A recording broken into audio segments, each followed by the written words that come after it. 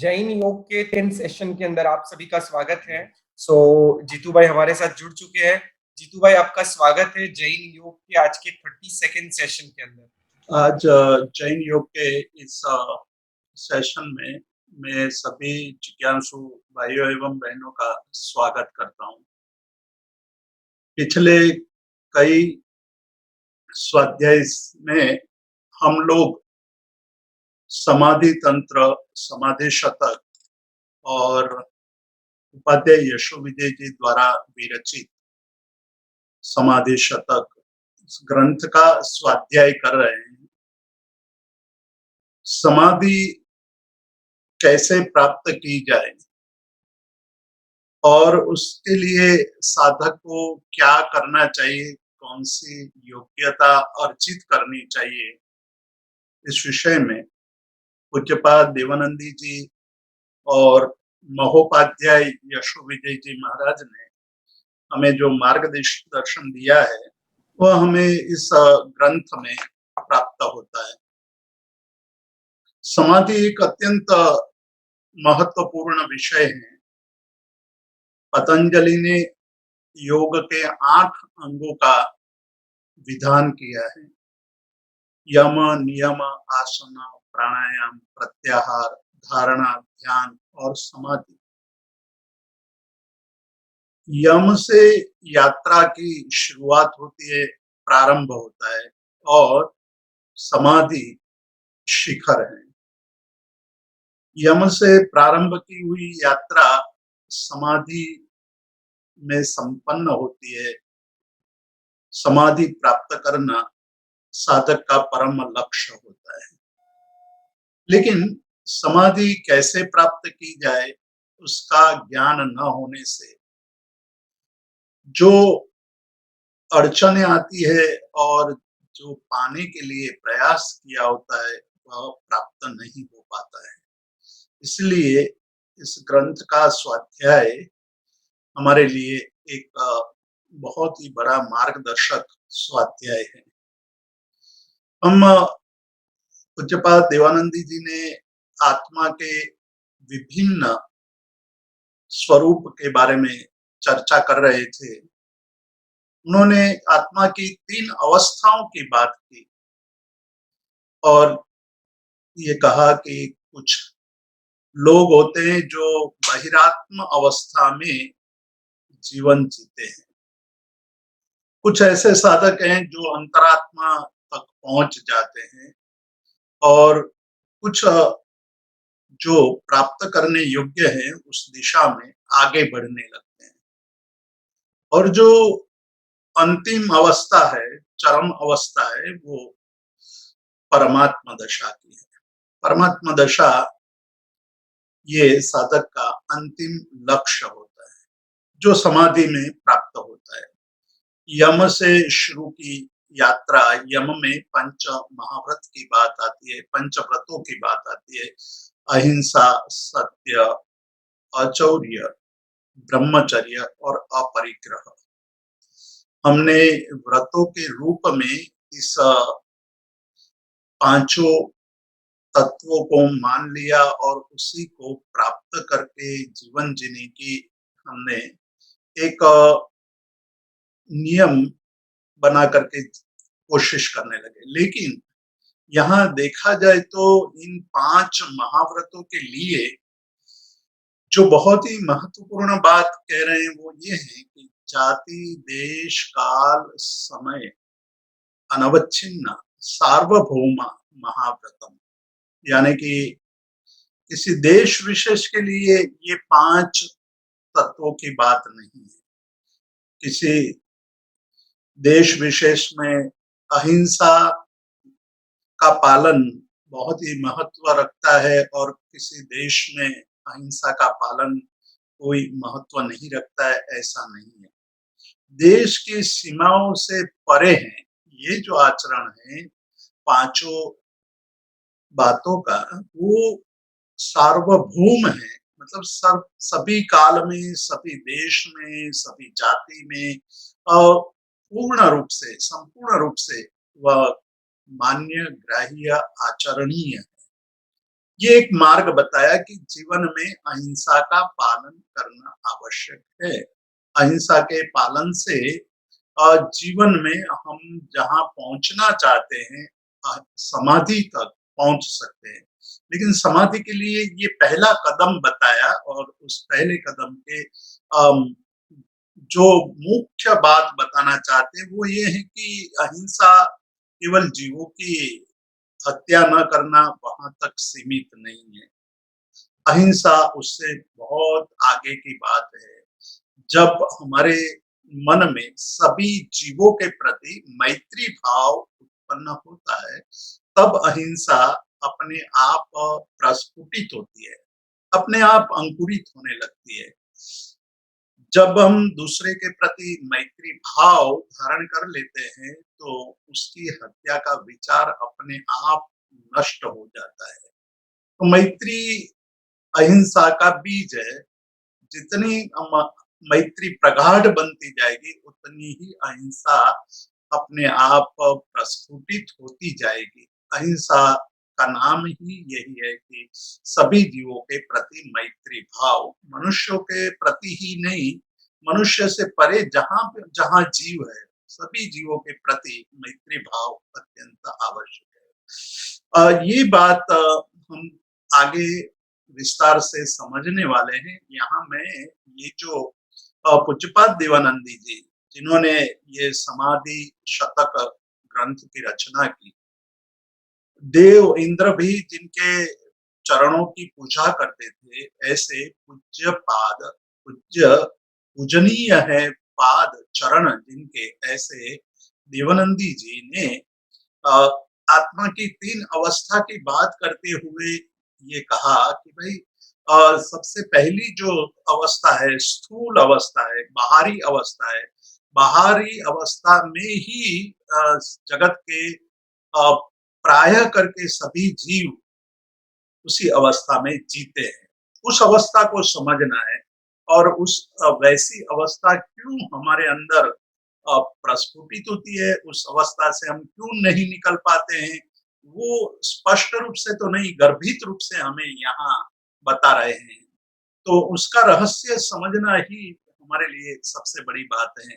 हम परमात्मा को पाना चाहते हैं। परमात्मा कौन है, क्या है, उसका स्वरूप क्या है, उसको कैसे पा सकते हैं, वो हम चाहते हैं कि कुछ मनुष्य जीवन में हम ज्ञान अर्जित कर लेते हैं। तो ज्ञान अर्जित करने के बाद हमारा लक्ष्य होता है कि हम परमात्मा तक पहुंच जाएं। तो परमात्मा को पाने का जो एक भाव अंदर पैदा होता है, उसके लिए कैसी अवस्थाएं जीवन में होती है, उस अवस्थाओं से कैसे बाहर निकला जाता है, उसकी चर्चा यहाँ पूज्यपाद देवानंदी जी करते हैं। वो कहते हैं कि देह की बात सबसे पहले करते हैं। हमने पहले भी शुरुआत में भी देखा था, और उसमें पूज्यपाद देवानंदी जी ने बहुत स्पष्ट बता दिया था कि यह ग्रंथ है वो भेद बुद्धि, भेद ज्ञान कराने वाला ग्रंथ है। भेद ज्ञान यानी देह और आत्म तत्व को भिन्न करके देखने की दृष्टि, देखने का जो एक सामर्थ्य पैदा कराता है, वो इस ग्रंथ का मुख्य लक्ष्य है कि हमारा जो आज तक का अभ्यास है, वो देह और आत्म तत्व को एक मेक करके जीने का, अनुभव करने का यही अभ्यास रहा है। मतलब कि देह में ही आत्म बुद्धि, शरीर में आत्म बुद्धि करके हम जी रहे हैं। मतलब शरीर ही आत्मा है, आत्मा ही शरीर है। शरीर से भिन्न हमारा कोई अस्तित्व है या नहीं है, वो हम नहीं जानते हैं। हमें ये पता भी नहीं है कि देह से भिन्न कोई एक ऐसा तत्व है जो जिनके रहते हुए ही देह कार्य करता है या देह कार्य करती है। यदि वो तत्व नहीं है, तो देह कार्य नहीं कर पाता है। तो यहाँ कहते हैं कि उस देह के साथ हमारा जो इतना अधिक एक एकत्व भाव, तादात्म्य भाव, वही हमारे सभी समस्या की जड़ है। यानी कि स्वदेहे अथवा देहे स्वबुद्धि आत्मान। आ, हम अपने शरीर में आत्मबुद्धि करके जब जीते हैं, उसी को हम एक मान लेते हैं। एक शरीर और आत्मा कोई अलग अलग चीज नहीं है।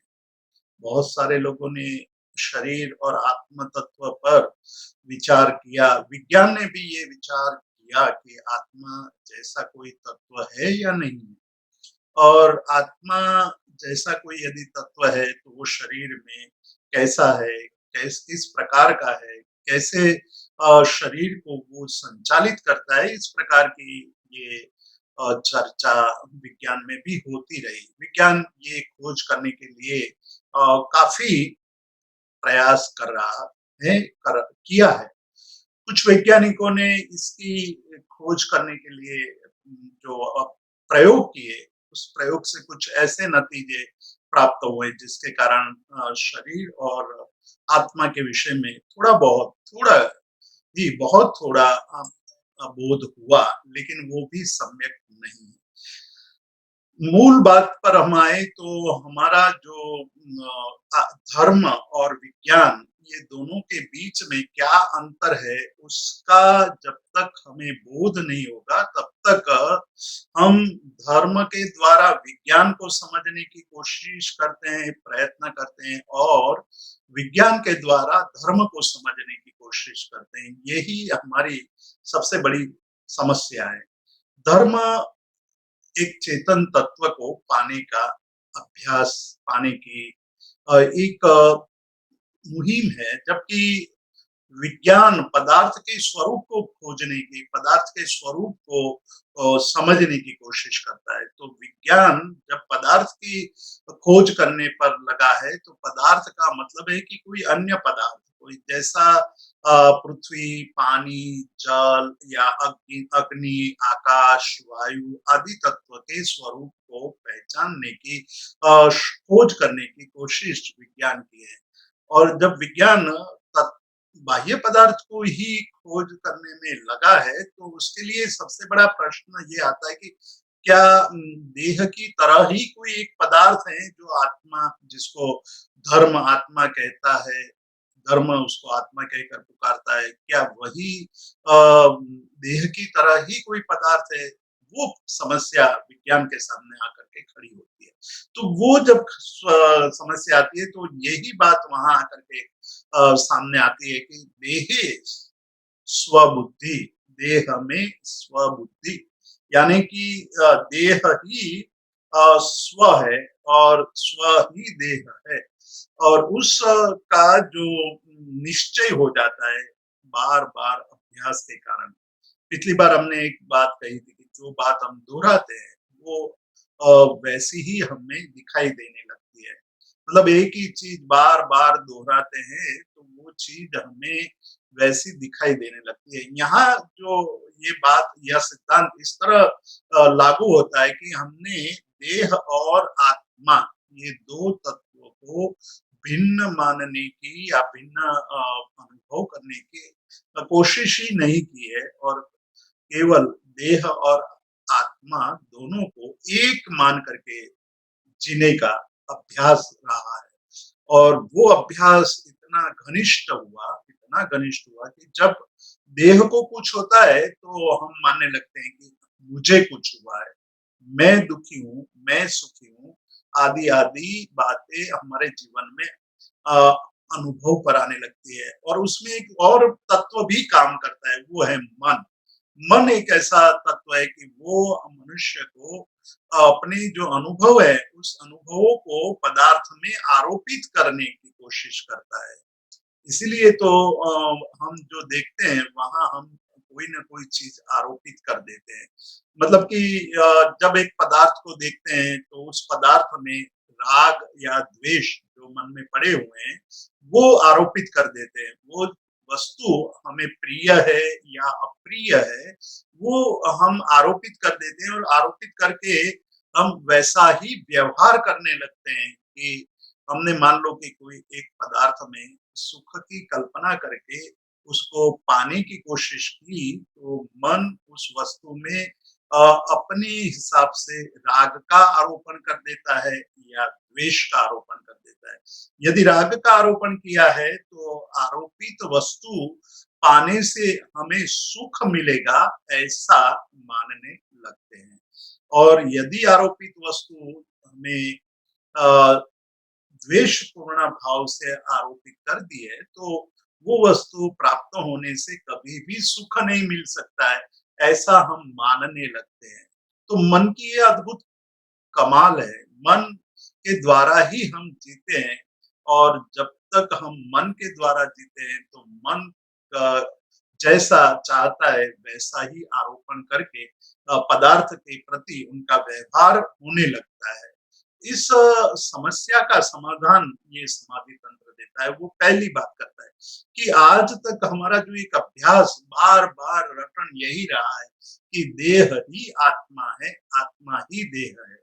शरीर में आत्मबुद्धि इतनी घनिष्ठ हो गई है, उसको इतना हमने दोहराया है, इतना अधिक एकत्व भाव कर लिया है कि देह से भिन्न आत्म तत्व की या आत्मा से भिन्न है देह, ऐसा अनुभव करने का भाव कभी पैदा नहीं होता है। तो इस जन्म में इस बात को बार-बार दोहराया है और शरीर के साथ इतना जुड़ गए हैं। इसीलिए कहते हैं, यहाँ शब्द प्रयोग करते हैं। शब्द यह प्रयोग करते हैं कि युनक्ति, यानी अ, अपने देह में आत्मा को जोड़कर जीने की प्रवृत्ति ही हमने की है, उससे भिन्न आत्म तत्व की अनुभूति कभी नहीं की है। तो हमारा जो आरोपण है, एक आरोपित हम बात कर देते हैं, वो आरोपण हमारा पदार्थ में यानी देह में आत्मबुद्धि का आरोपण है, या आत्म तत्व का आरोपण है। तो हम इतने अलग एक रूप हो गए, दोनों को एक ही मान लिया है, किंतु अब आगे चलकर कहते हैं, यहाँ एक बात और याद रखने जैसी है कि जैसे हम पदार्थ में आरोपण करते हैं तो वो पदार्थ वैसा नहीं हो जाता है। कई दृष्टांत हमारे सामने अनुभवियों ने दिया है कि एक स्फटिक है। स्फटिक को इसलिए दिया दृष्टांत रूप में लिया है कि एक स्फटिक जो खदान में से निकाला जाता है तब वो एक सामान्य पत्थर की तरह ही दिखाई देता है। एक सामान्य पत्थर और स्फटिक के पत्थर में कोई अंतर नहीं है। वो वही वैसा ही दिखाई देता है, परंतु जब ऊपर के आवरणों को हटा दिया जाता है, मतलब जो स्फटिक का पत्थर है उसके ऊपर के आवरणों को धीरे-धीरे हटाया जाता है, तो अंदर से एक ट्रांसपेरेंट पारदर्शक पदार्थ निकल आता है। वो पारदर्शक पदार्थ जिसको आप आर-पार देख सकते हैं, वो इतना शुद्ध होता है कि उसका कोई रंग ही नहीं होता है। बेरंग ये पत्थर वो स्फटिक है। तब वो भिन्न हो जाता है। एक सामान्य पत्थर से स्फटिक का पत्थर तद्दन भिन्न दिखाई देने लगता है। अब स्फटिक रूप में प्रकट हो जाता है, प्रादुर्भूत होता है, उसके ऊपर की सारी परतें लेयर्स निकल जाते हैं और पारदर्शकता जब सामने आती है तो उस पर आप धूल डालो, उस पर आप कीचड़ डालो, काई डालो या कुछ भी गंदगी डालो, तब भी वो स्फटिक मलिन नहीं होता है। वो स्फटिक वैसा का वैसा ही दिखाई देता है। वो उसी तरह जब एक बार आत्मा शुद्ध हो जाती है, आत्मा के आवरण, कर्म के आवरण हट जाते हैं, तब वो उसके बाद कभी भी उस पर किसी प्रकार का कोई भी अ, रंग या कोई भी दूषण उसको प्रभावित नहीं करते हैं। बौद्ध दर्शन में एक बहुत अच्छा दृष्टांत दिया है कि जब समाधि लग जाती है तो वो समाधि खासम समाधि कहते हैं। ख सम शब्द है, ख और सम यानी समानता। ख मतलब आकाश। जब समाधि लग जाती है तो समाधि में उनकी अवस्था आकाश जैसी हो जाती है। आकाश आपने देखा होगा, आकाश अनंत है, आकाश का कोई रंग नहीं है। आकाश में आप पत्थर उठा फेंको तो आकाश को कोई पीड़ा नहीं होती है। किंतु एक कुत्ते को पत्थर मारो या एक आदमी को पत्थर मारो तो वो तुरंत पीड़ा का अनुभव करता है, तुरंत उसका तिरस्कार करेगा या उसका प्रतिकार करेगा। लेकिन आकाश में जब आप पत्थर फेंकते हैं तो आकाश न तो दुखी होता है, न पीड़ित होता है, न उसको कुछ भी नहीं होता है।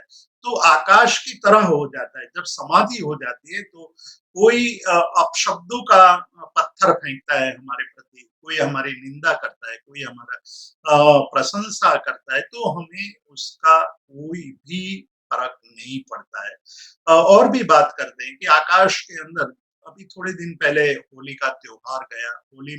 होली रंगों का त्योहार है।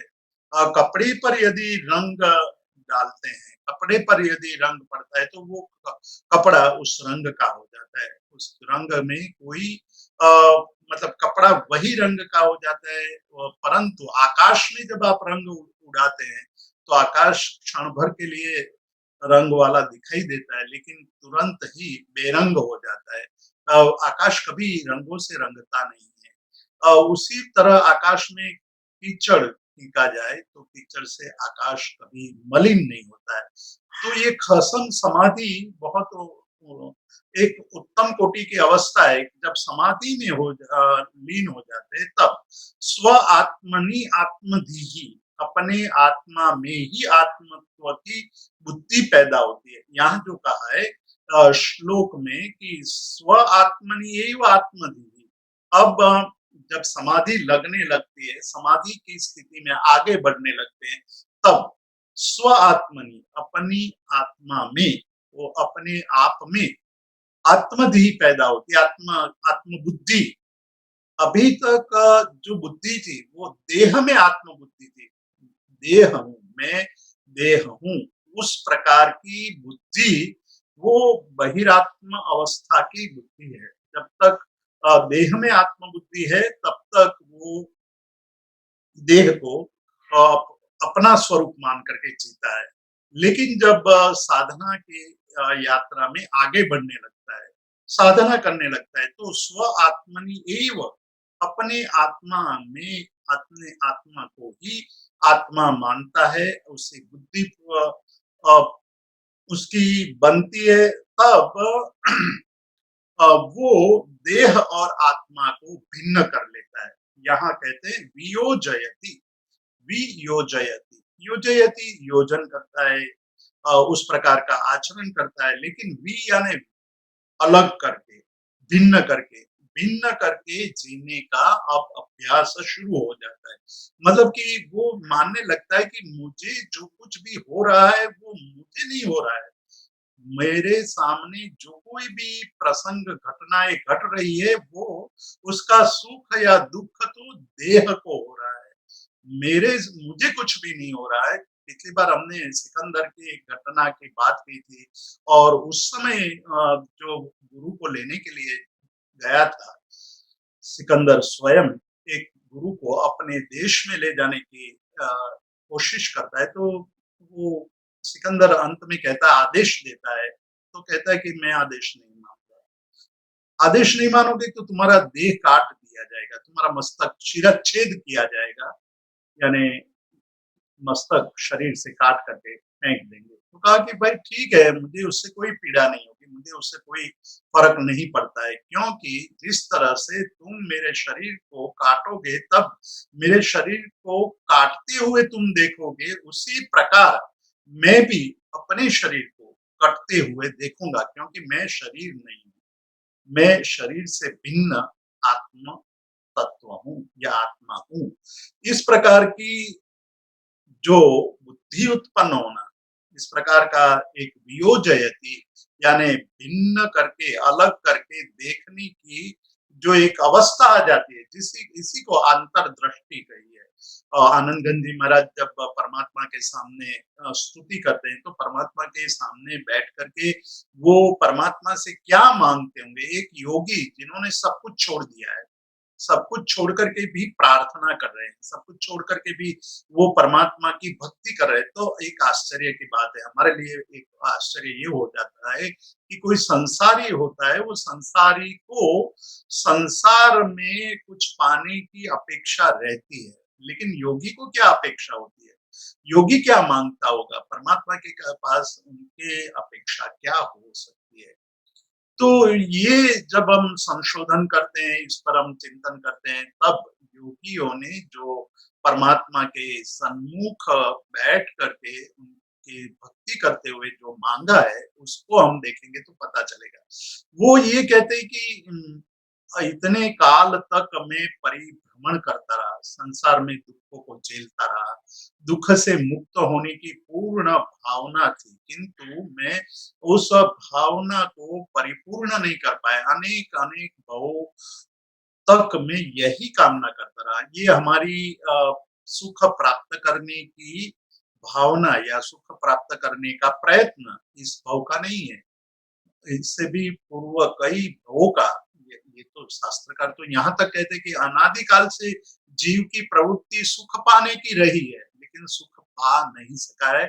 उसका कारण हमें खोजना होगा। वो ये हमें आनंद घन जी जब परमात्मा के समक्ष बैठ करके उनकी स्तुति करते हुए जो कुछ मांग रहे हैं, वो किसी पदवी की प्राप्ति के लिए नहीं कि मैं आचार्य बन जाऊं, मैं महान व्याख्याता बन जाऊं, मेरी बात सब लोग सुनने आए, इस प्रकार की कामना उन्होंने नहीं की है, प्रार्थना नहीं करते हैं। हमें यहाँ एक बात और भी जान लेनी है, वो जानना ये है कि प्रार्थना और मांगना ये दोनों भिन्न है। एक तो भिक्षुक वृत्ति है, मांगना जो हमारे पास नहीं है, उससे हमें प्राप्त करने का भाव, और वो प्राप्त करने के लिए जिसके पास है उसके पास जा करके उसको पाने का प्रयास करना, वो भीख मांगना है।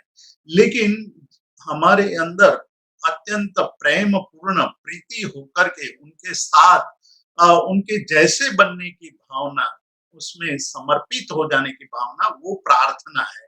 तो ये प्रार्थना करते हुए आनंद घन जी एक ही बात करते हैं कि मैं आप जैसा बनूं, मुझे भी परमात्मा का अनुभव हो जाए, मैं भी परमात्मा बनूं, मैं आप जैसा बनना चाहता हूँ। और वो आप जैसे बनने के लिए बहिरात्म तत्व से, बहिरात्म अवस्था से हमें मुक्त होना है, बाहर निकल जाना है, और बाहर निकल करके अंतरात्मा तक पहुंचना है। तो अंतरात्मा का अर्थ ही यही है कि आत्मा में आत्म बुद्धि, आत्मा मतलब मैं क्या हूँ।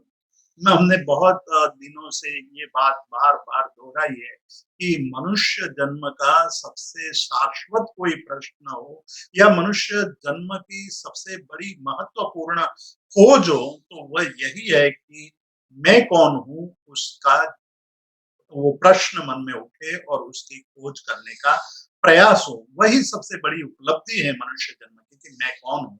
तो वहाँ ये कह रहे हैं आनंद घन जी कि मुझे ये अब मन में भाव पैदा होने लगा कि मैं कौन हूँ, मैं क्या हूँ, मैं कैसा हूँ, उसको खोजने की आपके पास मांग कर रहा हूँ। और वो यदि मुझे मिल जाता है तो मेरे लिए सब कुछ यही है। मैं यही अपने आप को, अपने अंदर जो पड़ा है उसको पा लूँगा। तो स्फटिक रत्न जब स्फटिक का पत्थर है, वो यदि निर्मल हो जाता है, तो उसके बाद उसके पीछे जो भी रंग रखा जाता है, वो रंग का वो दिखाई देता है, लेकिन है नहीं। तो वो आरोपण है। आरोपण मतलब वो लाल रंग का स्फटिक रत्न दिखाई देता है, तो वो लाल नहीं है। मतलब लाल रंग के फूल को रख दिया जाए स्फटिक के पीछे, तो उसके कारण वो स्फटिक मणि नहीं बन जाता है, वो रूबी नहीं बन जाता है। जो स्फटिक है वो स्फटिक ही रहेगा, लेकिन लाल रंग के आरोपण से वो लाल दिखाई देता है। उसी प्रकार से हमने देह में आत्म बुद्धि का आत्म तत्व का आरोपण कर दिया है।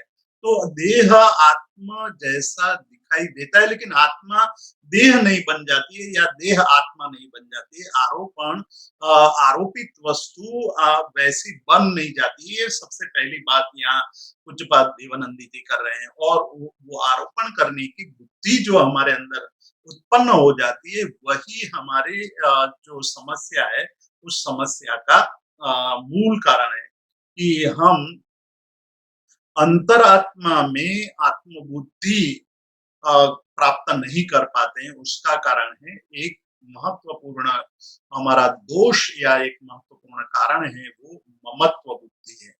हम ममत्व बुद्धि से घिरे हुए हैं और वो ममत्व मेरा मेरा को मैं मान लेना ये सबसे बड़ा प्रॉब्लम है। पूज्यपाद देवानंद जी यहाँ ये इस बात को स्पष्ट कर रहे हैं और वही शास्त्रीय भाषा में देहाध्यास कहा है।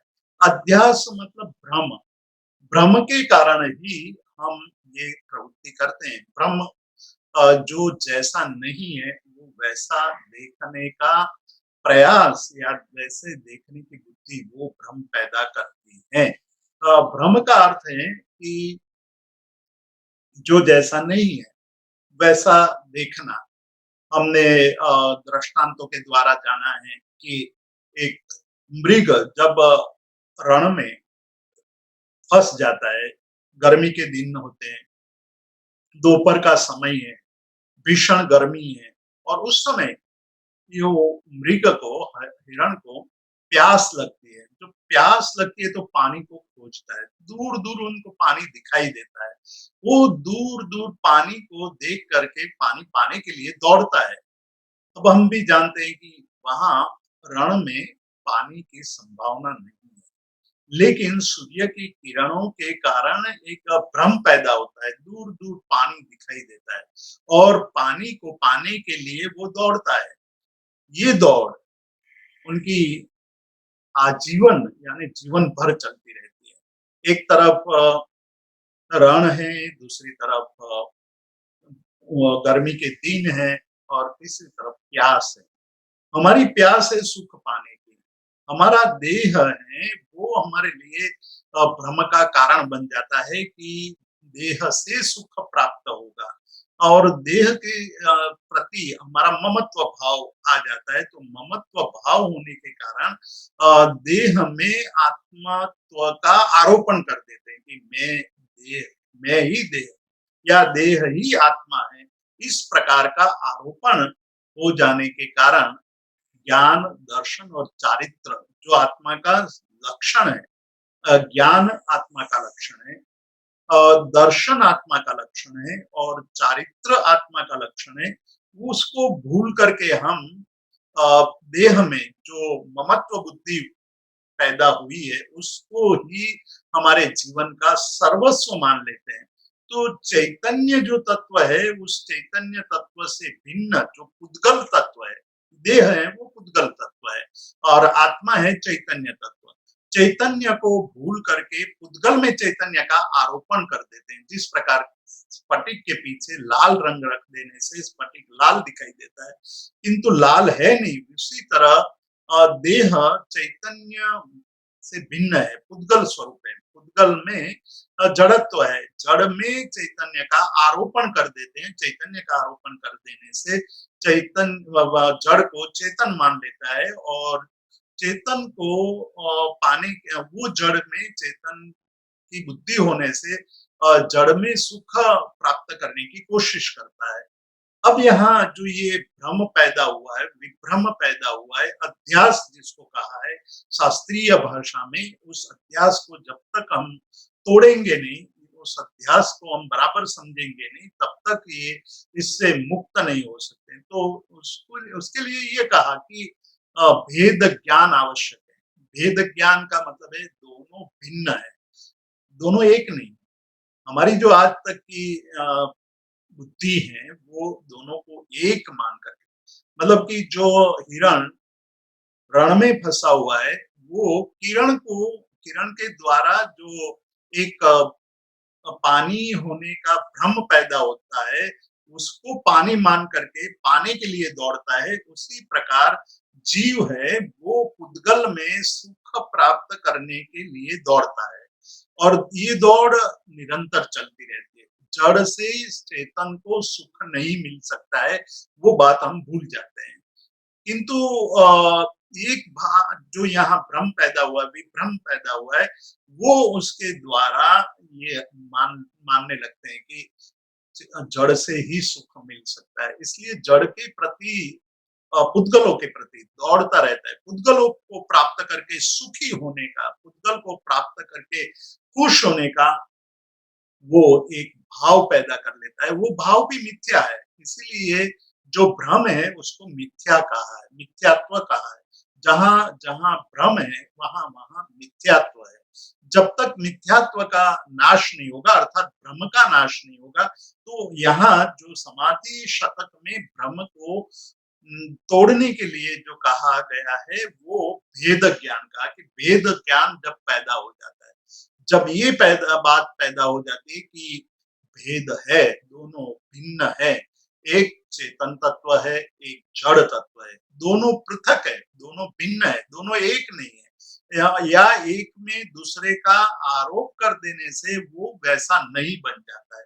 लाल रंग के आरोपण से स्फटिक मणि नहीं बन सकता है, उसी तरह पुद्गल में चेतन का आरोपण करने से पुद्गल चेतन नहीं बन सकता है, और चेतन के पुद्गल के संपर्क से चेतन जो है वो जड़ नहीं बन सकता है। लेकिन जब तक ये भाव है, जब तक ये हमारी एकत्व बुद्धि है, तब तक ये समझ में नहीं आता है। बहुत सारी बातें इस विषय में कर सकते हैं, लेकिन एक छोटी सी बात यहाँ है कि जब कोई आत्मा, कोई साधक साधना करने लगता है, साधना करते बहुत गहराई में चला जाता है, तब उनका चिंतन क्या होता होगा, किस प्रकार से वो उनकी अंतर्दृष्टि खुल जाती होगी, कि जिसके कारण देह से भिन्न होकर के स्व में स्थिर हो जाता होगा। स्व में स्थिर हो गया तो उनका एक अलग प्रकार का जीवन हो गया। तो उनके जाने का मार्ग हम धीरे-धीरे उसमें देखेंगे कि हमने पहला एक मार्ग देखा यहाँ कि अहिंसा का आचरण करना, वो एक हमारा पहला कदम है। सत्य का आचरण करना, वो सत्य की बात करते हैं। सत्य का अर्थ है कि जो जैसा है उसको वैसा मानना, जो जैसा है उसको ऐसा स्वीकार करना, जो जैसा नहीं है उसको वैसा मानना, वो तो असत्य है। तो सत्य के प्रति हमारी निष्ठा बढ़नी चाहिए। आखिर तो अहिंसा का मार्ग भी तो सत्य के द्वारा ही आगे बढ़ता है। यदि सत्य नहीं है तो अहिंसा का आचरण भी नहीं होगा। तो सत्य का अर्थ है जो जैसा है वै उसको वैसा मानना, वैसा स्वीकार करना। तो जो जैसा है मतलब कि देह जैसा है उसको देह स्वरूप मानना। यानी देह पुद्गल स्वरूप है तो पुद्गलात्मक मानना, देह को पुद्गल मानना, और आत्मा चेतन तत्व है तो उसको चेतन स्वरूप मानना, वो सत्य का मार्ग है, जो जैसा है वो वैसा मानना। और उसके लिए हमें जो बात कही है कि पतंजलि बहुत अच्छी बात कर रहे हैं कि सत्य प्रतिष्ठायाम सर्व क्रिया फलाश्रयत्वम, सर्व क्रियाओं का फल कब मिलता है, आप जो क्रिया कर रहे हैं उस उन क्रियाओं का फल कब मिलेगा। आज हमारी जो प्रवृत्ति है, हम जो क्रियाएं कर रहे हैं उस क्रिया से हमें फल प्राप्त नहीं होता है। एक छोटी सी बात लें कि हम खाने की क्रिया करते हैं, तो खाने की क्रिया से हम मानते हैं कि हमें सुख मिलेगा, लेकिन खाने की क्रिया में यदि हमें राग पैदा हो जाता है तो वो खाना तत्क्षण जितने समय तक हम खाना खाते हैं उतने समय तक तो आनंद देता है, लेकिन थोड़े ही क्षणों के बाद शरीर को वो पीड़ा देने लगता है, मन को पीड़ा देने लगता है कि अब ऐसा खाना कब मिलेगा, अब इतना ज़्यादा खा लिया स्वाद के चक्कर में, अब मुझे शरीर में पीड़ा हो रही है, वगैरह-वगैरह हमारी अनुभूति है। उसका मूल कारण कि हमने इसमें जो नहीं है, वो पाने की कोशिश की। तो वो जब हम पाने की कोशिश करते हैं तो भ्रम पैदा हो गया, भ्रम पैदा होकर के भ्रम में जो जैसा नहीं है वैसा मान लेते हैं। तो यहाँ पतंजलि ये कहते हैं कि जो जैसा है वो वैसा मान करके क्रिया करोगे, तभी क्रिया के फलों का लाभ प्राप्त होगा, यानी क्रिया से फल प्राप्त होगा। तो क्रियाओं से फल प्राप्त करने के लिए सत्य का मार्ग बताया, और बाद में कहते हैं कि अचौर्य प्रतिष्ठायाम सर्वरत्नोपस्थापनम, यदि आप अचौर्य, चोरी नहीं करना, चोरी की बात हम बाद में करेंगे कि चोरी किसको कहते हैं। तो चोरी नहीं करोगे तो रत्नों की प्राप्ति होगी। यहाँ रत्न शब्द का संबंध हम रत्नत्रयी के साथ जोड़े तो बहुत ही महत्वपूर्ण बात उभर कर आएगी कि जो सम्यक दर्शन, सम्यक ज्ञान और सम्यक चारित्र अचौर्य व्रत से ही प्रादुर्भूत होते हैं। अचौर्य क्या? तो अचौर्य का मतलब है कि चोरी नहीं करना। चोरी क्या नहीं करना? तो कहते हैं कि पुद्गल में सुख मानने की कोशिश करना और पुद्गल में लिप्त हो जाना और पुद्गल में लिप्त होकर के पुद्गल को पाने की जो कोशिश है वही चोरी है और उसी चोरी के कारण हमें दर्शन ज्ञान चारित्र की प्राप्ति नहीं होती है। तो अचौर्य व्रत से सर्वरत्नोपस्थापनम सर्वरत्न की प्राप्ति हो सकती है। वो थोड़ा चिंतनात्मक विषय है, उसकी गंभीरता को हम बाद में सोचेंगे, लेकिन यहाँ जो बात कह रहे हैं वो ये है कि जब तक हम शरीर के बंधनों से मुक्त नहीं होंगे, सर्वथा पृथक नहीं होंगे, तब तक हम अपने आप के स्वरूप को समझ नहीं पाएंगे और वो समझने के लिए हमें बहिरात्म अवस्था से बाहर निकलना होगा। ये एक अवस्था है, एक ऐसा स्वरूप है जिसमें हम इतने रम गए हैं, इतने जुड़ गए हैं कि हम कभी भी अपने आप को अपने स्वरूप में अनुभव कर नहीं पाए हैं। ये हमारी सबसे बड़ी अ, समस्या है। उस समस्या का समाधान करने के लिए हमारे सामने जो अलग-अलग मार्ग दिखाए गए हैं, वो मार्ग में एक मार्ग दिखाया कि भई आप अपने अंदर अंदर जाओ। अंदर जाने के लिए शरीर से भिन्न होने की कोशिश करना। शरीर से भिन्न होने की कोशिश का मतलब है कि 24 घंटों में मतलब कि 86,400 सेकंड की जो एक हमारे 24 घंटों की स्थिति है, हमारा अभ्यास 86,400 सेकंड तक पूरे 24 घंटों तक बाहर शरीर के केंद्र पर जीने का है। हम जीना जीते हैं तो पूरा का पूरा शरीर और मन के केंद्र पर जाकर के जीते हैं। आत्मस्थ होकर के नहीं जीते हैं। आत्मस्थ होने के लिए जो बात कही थी, वो बात हमें यहाँ फिर पुनः स्मरण करना होगा कि आत्मस्थ होने के लिए, अंतरात्मा तक पहुँचने के लिए जो सबसे बड़ी बात कही है, वो कहा कि गत मोहाधिकाराणाम जब तक मोहनीय कर्म का अधिकार यानी उसका साम्राज्य हम तोड़ेंगे नहीं, उनकी सत्ता का खंडन नहीं करेंगे, उनकी सत्ता का हम त्याग नहीं करेंगे, तब तक हम अध्यात्म के क्षेत्र में प्रवेश नहीं कर पाएंगे। मतलब हम यम, नियम, आसन, प्राणायाम, प्रत्याहार, धारणा, ध्यान, समाधि की बातें करते रहेंगे। बात करना आसान है, लेकिन उसका अनुभव करना तब तक संभव नहीं है जब तक हम मोह राजा के साम्राज्य को, मोह राजा की सत्ता को हटा करके वहां ज्ञान, दर्शन और चारित्र की सत्ता को स्थापित नहीं करेंगे, तब तक हम सत्य का, तब तक हम जो सही अनुभव है उसका अनुभव कभी नहीं कर पाएंगे। उसके अनुभव के लिए यह आवश्यक है कि हम मोह के साम्राज्य को तोड़ें। तो मोह का साम्राज्य क्या है? वो हम पहले भी कह चुके हैं, आज भी हमने बात कही है कि अहंकार और ममत्व बुद्धि यही मोह का साम्राज्य है। हम 86,400 सेकंड की जो एक दिन की अवस्था है, उसमें हम अहंकार और ममत्व के साथ ही जीते हैं। आप कभी अपने एक दिन के पूरे जीवन का अवलोकन करेंगे, समीक्षा करेंगे, समालोचना करेंगे, तब पता चलेगा कि अरे! मैं तो ममत्व बुद्धि और अहंकार बुद्धि से ही घिरा हुआ जी रहा हूँ। एक क्षण भी ऐसी नहीं है कि जिस क्षण में मेरा अहंकार रहित और ममत्व रहित जीना हुआ हो, वैसे जीवन की मैं कामना ही नहीं कर सकता हूँ। एक छोटा-सा मच्छर मेरे शरीर पर जब चिपकता है और मैं कायोत्सर्ग में हूँ, तब भी मेरा हाथ उठता है उसको उड़ाने के लिए।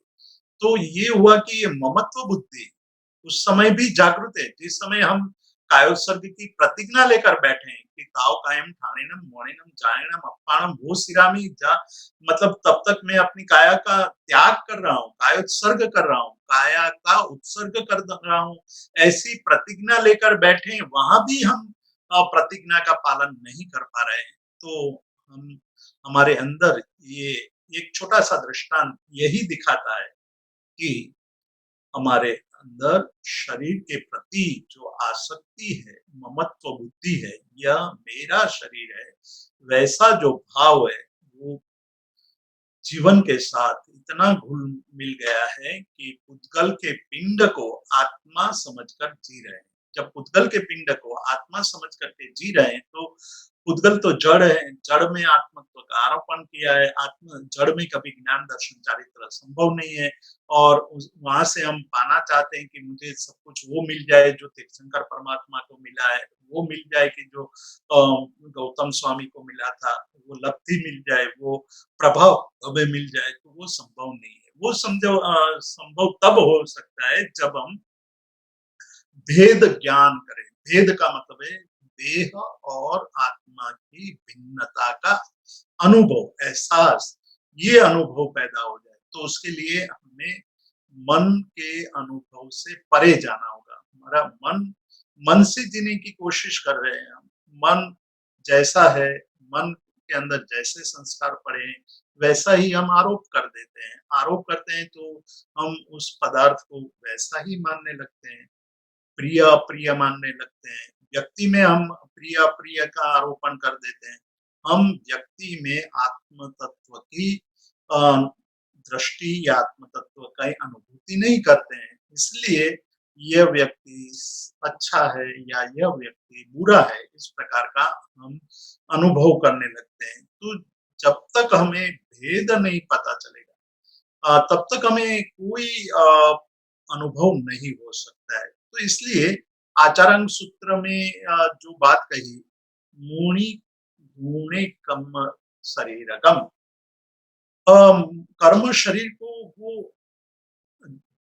दूर करने लगता है, वो हटाता जाता है और चैतन्य शरीर को वो अनुभव करने लगता है। तो यहाँ वो बात जब ये पता चलने लगता है कि कर्म भी पौद्गलिक है और उसको भी छोड़ना है, उसका भी त्याग करना है, यह बात जब उसके समझ में आने लगती है तो वो शरीर के स्तर से उठ करके आत्मा के स्तर पर पहुंचने की कोशिश कर सकता है। तो ये कैसे प्राप्त हो सकता है?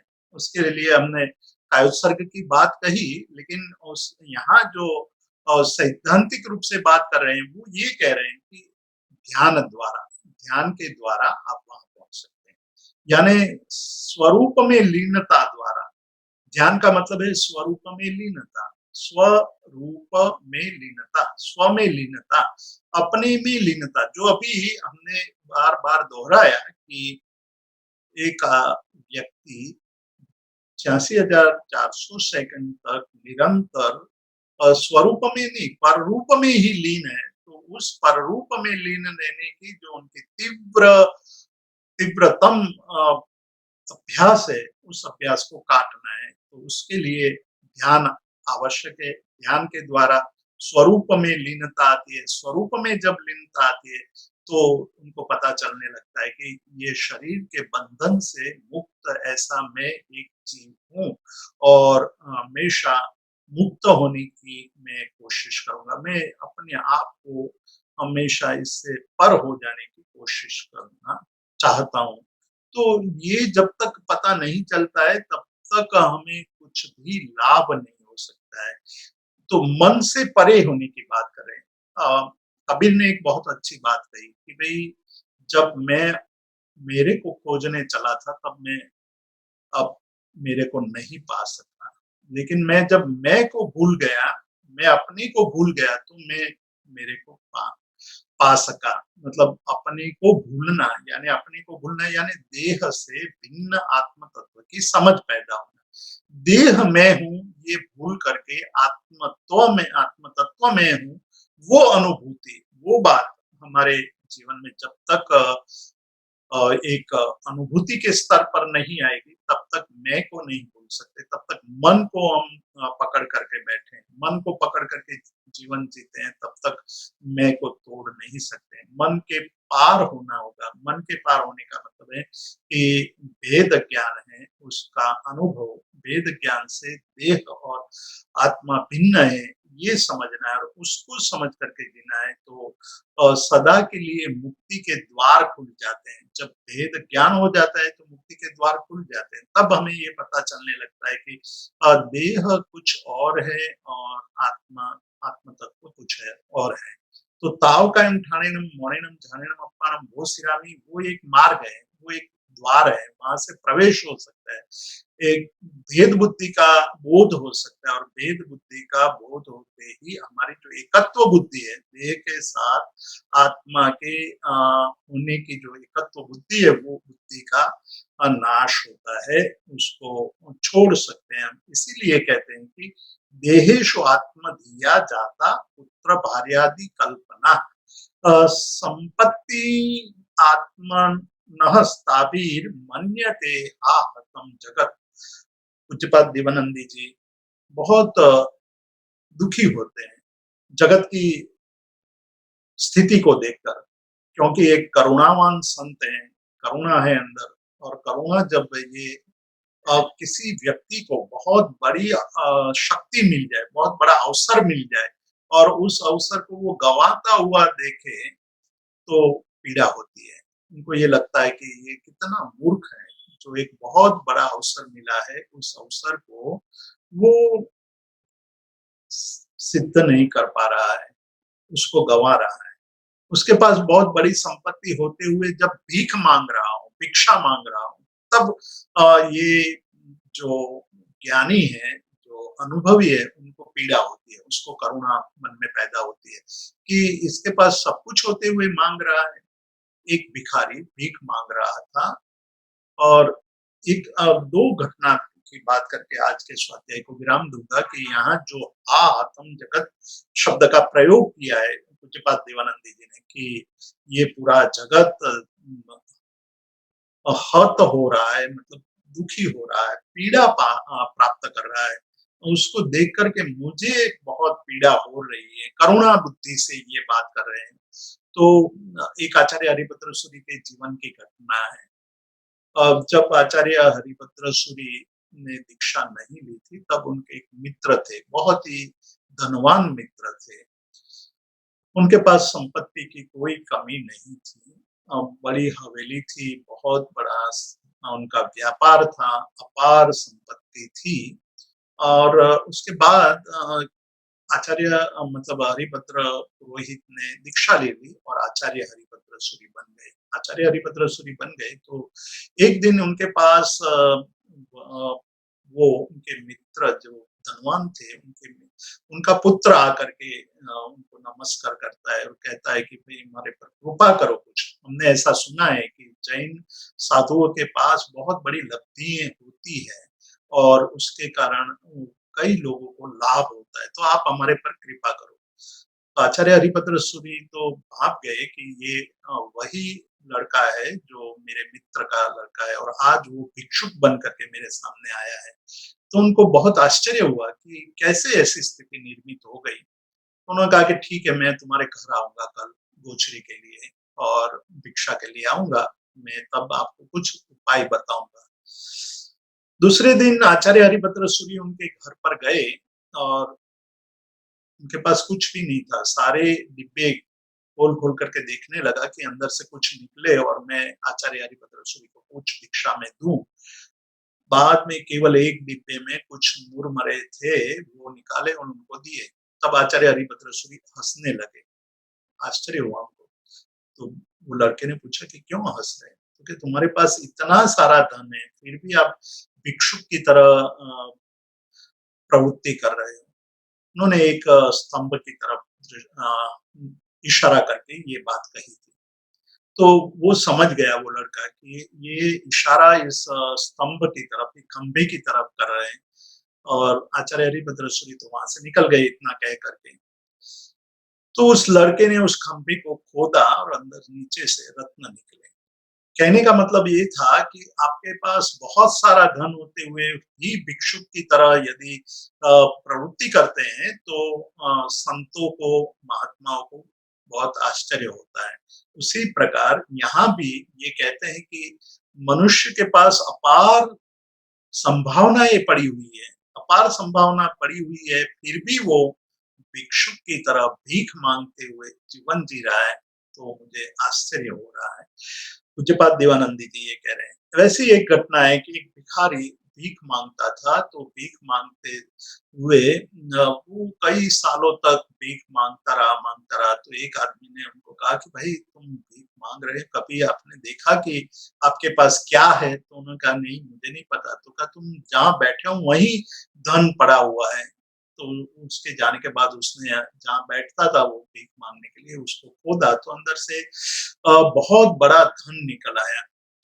वही बात हमारे जीवन के लिए है कि हमारे पास बहुत कुछ है, लेकिन हमारा जो अध्यास, हमारा जो भ्रम है, विभ्रम है, उस भ्रम के कारण हम देह में और ममत्व बुद्धि से पदार्थ में, पर पदार्थ में सुख खोजने की कोशिश कर रहे हैं, लेकिन वहां सुख है नहीं। सुख तो अंदर पड़ा हुआ है, अंदर खोजने की जरूरत है। अंदर के बातों को हम जब गहराई में जाएंगे तो ध्यान द्वारा आत्मलीनता की स्थिति में स्व के अंदर अपार सुख की अनुभूति होगी।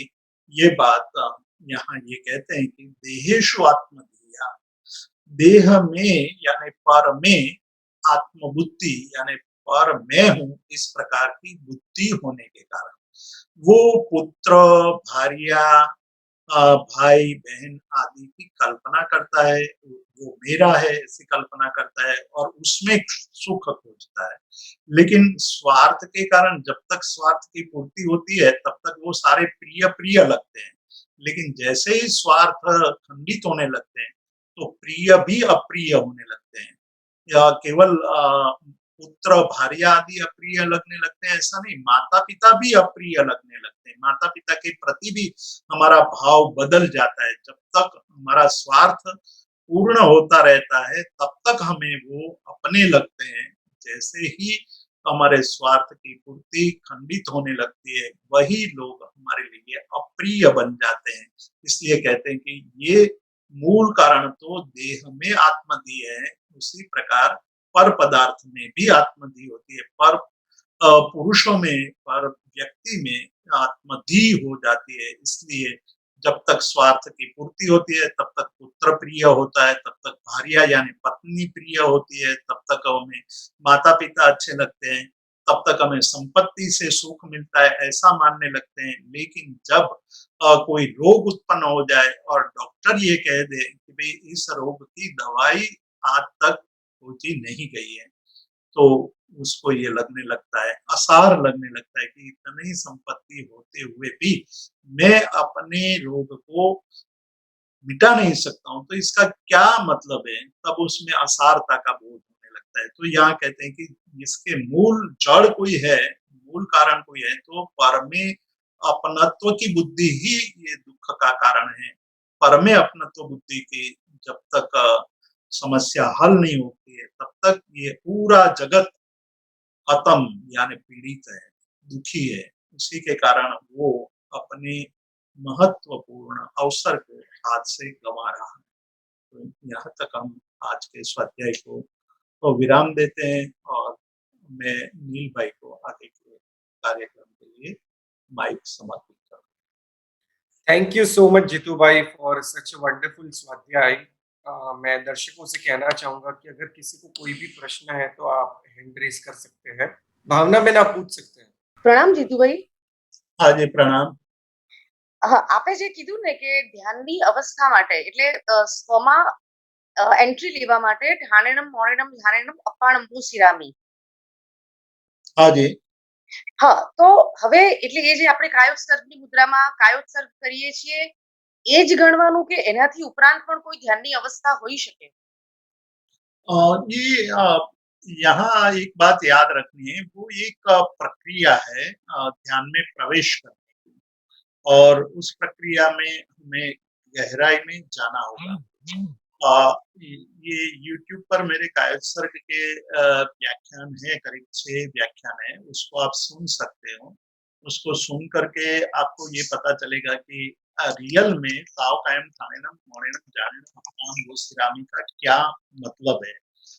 उससे हमें क्या मा लेना है और वो प्रतिज्ञा है, संकल्प है कि हमारा ये जो 2-5 मिनट का समय है, वो समय किस प्रकार से हम अ, प पसार करना चाहते हैं। वो संकल्प जब तक आप समझ नहीं पाओगे, तब तक कायसर्ग का सही अर्थ समझ में नहीं आ पाएगा। स्व में अवस्थान करना, देह में से निकल करके आत्मा में आत्मत्व को पाने की जो अवस्था है, वही स्व में स्थिर होने की बात है।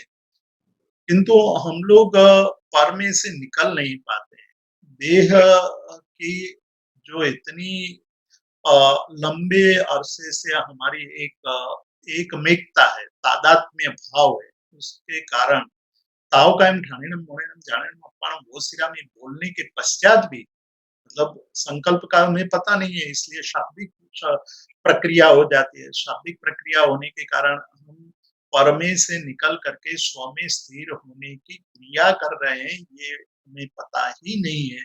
तो हम शब्दों को पकड़ लेते हैं, शब्दों को पकड़ करके कालसर्ग कर लेते हैं और हजारों कालसर्ग कर लेने के पश्चात भी एक तनिक भी लाभ नहीं होता। इसलिए मैंने आज जो एक बात कही जो बहुत ही महत्वपूर्ण बात थी कि पतंजलि ये बात कर रहे हैं कि सत्य प्रतिष्ठायाम क्रिया फलाश्रयत्वम, सत्य की प्रतिष्ठा होने पर यानी कि सच्चे काउसक करने पर ही कायोत्सर्ग का जो लाभ है, जो फल है वो प्राप्त हो सकता है। गलत या मिथ्या गलत ढंग से कायोत्सर्ग करने से पुण्य की प्राप्ति हो सकती है, निर्जरा नहीं हो सकती है।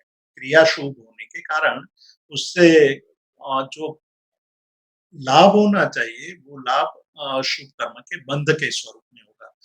परंतु जब आप एक सच्चे कायोत्सर्ग करने लगेंगे तो कायोत्सर्ग करने से जो अनंत निर्जरा होनी है, ध्यान में निर्जरा की जो गति है वो तीव्र हो जाती है और जब स्व में स्थिर हो जाते हैं तो अपार आनंद, शांति, सुख का अनुभव होता है। तो स्व में जाने के लिए कायोत्सर्ग के लिए हमें कायोत्सर्ग के स्वरूप को समझना होगा। कायोत्सर्ग के स्वरूप को समझने के लिए प्रतिज्ञा को समझना है। प्रतिज्ञा को समझ करके कार्य करेंगे तो हमें वो लाभ होगा। फिर भी मूल बात जो यहाँ पूज्यपाद देवानंदी जी और महोपाध्याय यशोविजय जी को कहना है वो ये है कि देहात्म बुद्धि है उसको छोड़ना है। देह में आत्मबुद्धि यानी देह ही मैं हूँ और देह की आत्मबुद्धि धीरे-धीरे इतनी गहन, घनिष्ठ, तादात्म्य बुद्धि वाली हो चुकी है। इसलिए देह में तो ममत्व बुद्धि है, वो विस्तृत होती-होती पदार्थों में भी आत्मबुद्धि आ गई। पदार्थों की आत्मबुद्धि को भी विस्तृत करते-करते व्यक्तियों में भी आत्मबुद्धि आ गई। वो अब व्यक्तियों में आत्मबुद्धि क्या कैसी है कि जैसे मान लो कि आपके कोई मित्र है, उसको आप बहुत चाहते हैं, उस मित्र में आप अपनत्व की बुद्धि एक रख करके जीते हैं, तो वो मित्र किसी और व्यक्ति के साथ आपके सामने बात कर रहा हो, तब भी आपको पीड़ा होती है कि वो क्या बात कर रहा होगा, कौन किसकी बात कर रहा होगा, क्यों कर रहा होगा या मैं हूँ मेरे साथ क्यों नहीं कर रहा है, मेरे साथ क्यों बात नहीं कर रहा है, मुझे क्यों नहीं देख रहा है, मैं यहाँ उनको मिलने आया हूँ, मुझे छोड़ करके दूसरों के साथ बात करने लगा है। ये ममत्व बुद्धि विस्तृत होती-होती कितनी विस्तृत हो गई है, वो हम कभी सोचते ही नहीं है। हम उसकी कल्पना भी नहीं करते हैं कि भई ये मुझे पीड़ा का कारण कोई हो, मेरी पीड़ा का कोई कारण हो, तो ये मेरी बुद्धि है। और ये बुद्धि तो परमेश्वर की बुद्धि मुझे पीड़ा दे रही है। व्यक्ति स्वतंत्र है, व्यक्ति कुछ भी बोल सकता है, व्यक्ति किसी के भी साथ बात कर रहा है, कर सकता है, तो मैं क्यों इतने पीड़ित हूँ? मैं क्यों उससे दुखी हो रहा हूँ? मुझे दुखी नहीं होना चाहिए। वो कब होगा? जब हम स्व में स्थिर होते जाएँगे, वैसे तब हमारे अंदर ये अनुभूति शुरू हो जाएगी।